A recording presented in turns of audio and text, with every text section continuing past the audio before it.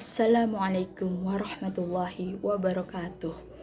Halo teman-teman, apa kabar kalian semua? Semoga keadaan kalian dalam keadaan sehat selalu. Amin, amin, ya robbal alamin. Bismillahirrahmanirrahim. Alhamdulillahirabbil alamin. Wassalatu wassalamu ala asrofil anbiya'i wal mursalin Sayyidina Muhammadin wa ala alihi wa sahbihi ajmain. Amma ba'du. Sebelumnya, perkenalkan, nama saya Nur Fauziani Zahra. NIM saya adalah 19000011111191. Saya berasal dari kelas Ilmu Dakwah C. Saya adalah prodi manajemen. Di sini saya akan mempresentasikan kembali terkait video yang telah saya tonton, yaitu orientasi mata kuliah sertifikasi AIK semester genap tahun 2020-2021. Maka, izinkanlah saya menjelaskan tentang urgensi AIK di dalam mata kuliah ilmu dakwah. Di dalam program yang sedang dilaksanakan oleh Universitas Ahmad Dahlan terkait mata kuliah sertifikasi, terdapat 4 mata kuliah sertifikasi yang diselenggarakan. Di antaranya, yang pertama, mata kuliah kemuhammadiyahan. Diadakan mata kuliah kemuhammadiyahan ini bertujuan untuk mengenal apa itu Muhammadiyah. Bukan hanya mengenal, tetapi mampu menyaring informasi yang beredar terkait Muhammadiyah agar tidak terjadi salah paham jika informasi tersebut belum terbukti kebenarannya. Tetapi setidaknya mahasiswa dan mahasiswi UAD mempunyai bekal berupa ilmu untuk menganalisis berita tersebut benar atau tidak. Secara bahasa, Muhammadiyah terdiri dari kata Muhammad dan ya misbah yang disematkan kepada Nabi Muhammad menggunakan ta marbutoh yang menunjukkan sifat. Artinya, secara bahasa, Muhammadiyah adalah pengikut Nabi Muhammad, mengikuti Nabi Muhammad dalam konsep cara sifat berislam. Jadi, mengikuti Nabi Muhammad dalam cara berislam. Oleh karena itu, jika kita ingin berislam dengan baik, kita harus mengikuti cara Nabi Muhammad SAW karena beliau diutus membawa Islam. Maka beliau yang paling tahu bagaimana cara kita sebagai umatnya dalam memahami dan mengamalkan Islam.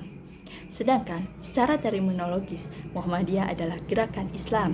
Sedangkan gerakan Islam tersebut adalah dakwah, amar ma'ruf, nahi mungkar, dan tajdid yang bersumber dari Al-Quran dan As-Sunnah. Yang kedua, mata kuliah fikih ibadah dan munakahat. Diadakannya mata kuliah fikih ibadah dan munakahat ini bertujuan untuk memberikan bagaimana tata cara beribadah yang baik dan benar sesuai dengan ajaran Islam. Yang ketiga, mata kuliah ilmu dakwah. Diadakannya mata kuliah ilmu dakwah ini bertujuan untuk memahami bagaimana cara berdakwah di jalan Allah dengan baik dan benar sesuai dengan tuntunan Nabi Muhammad SAW. Karena metode yang paling baik untuk digunakan dalam berdakwah adalah metode dari Nabi Muhammad SAW. Yang keempat, mata kuliah tahsinul Quran. Tujuan diadakannya mata kuliah ini adalah untuk memahami tata cara membaca Al-Quran dengan memperhatikan tajwidnya dan juga membacanya dengan tartil. Nah, urgensi di dalam mata kuliah ilmu dakwah itu sendiri adalah seperti yang kita ketahui bahwa berdakwah tidak hanya diperuntukkan untuk juru dakwah saja, tapi manusia biasa seperti kita ini juga bisa berdakwah. Sebagai buktinya, kita sering mendengar bahwa sampaikanlah walau satu ayat. Artinya, sekecil biji zarah pun ketika itu adalah dakwah, menyiarkan kebaikan, maka kita sudah seperti juru dakwah. Maksudnya bagaimana? Ketika kita tahu bahwa di depan mata kita sendiri terdapat sifat yang seharusnya kita bisa mengingatkan orang tersebut, maka sebisa mungkin kita ingatkan orang tersebut bahwa sikap yang dia lakukan adalah salah.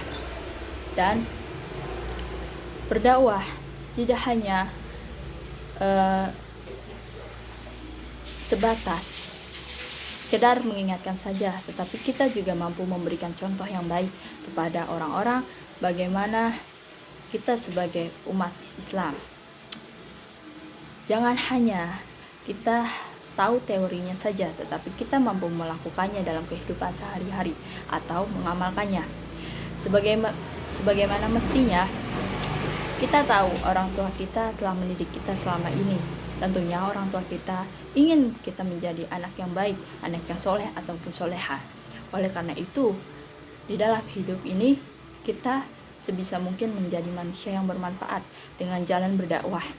Berdakwah tidak harus dengan bertumpah darah, berdakwah tidak harus dengan memahami agama saja, tapi berdakwah melalui lisan, berdakwah melalui tindakan, berdakwah melalui pemikiran. Itulah disebut dakwah. Karena pada dasarnya dakwah itu tidak mengikat, tetapi dakwah itu membebaskan kita, tetapi tetap pada dasar di jalan Allah.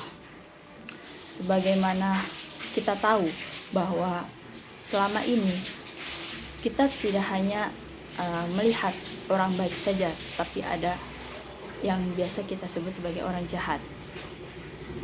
Nah, di situ dakwah sangat diperlukan. Bagaimana kita mengajak orang tersebut untuk berubah menjadi lebih baik. Bukan hanya sekadar kita mengingatkan dalam kata-kata saja, tetapi kita juga mampu memberikan bahwa pemikiran yang ada di dalam pikiran kita itu harus mampu diterapkan oleh orang tersebut, bahwa setiap manusia pada dasarnya adalah baik. Kemudian orang tersebut harus menunjukkannya bahwa dia harus bisa berubah lebih baik. Terima kasih. Wassalamualaikum warahmatullahi wabarakatuh. Sekian presentasi dari saya. Kurang lebihnya mohon maaf. Billahi fisabilil haq fastabiqul khairat. Wassalamualaikum warahmatullahi wabarakatuh. Semoga bermanfaat. Salam.